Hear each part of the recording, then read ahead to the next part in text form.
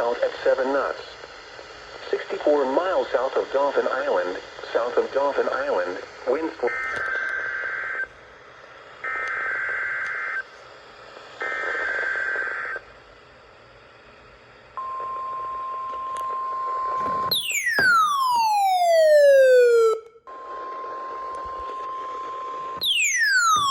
This is the National Weather Service in Mobile, Alabama.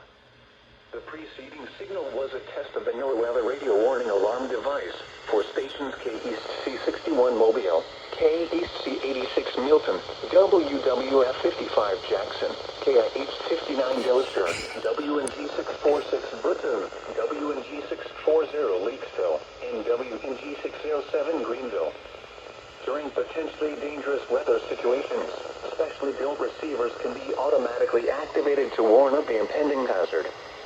Tests of the signal and your receiver's performance are normally conducted by the National Weather Service between 9 and 10 a.m. and between 6 and 8 p.m. each Wednesday.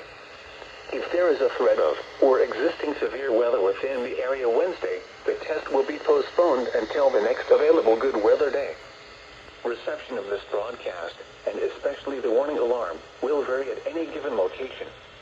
This variability, which is normally more noticeable at greater distances from the transmitter, can occur even if you are using a good quality receiver, which is in good working order.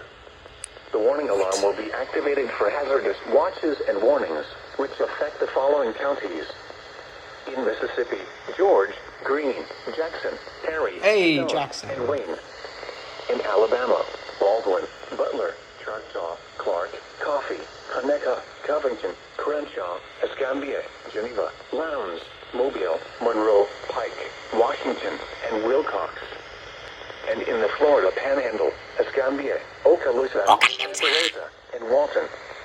This has been a test of the NOAA radio warning alarm device. We now return you to our normal program.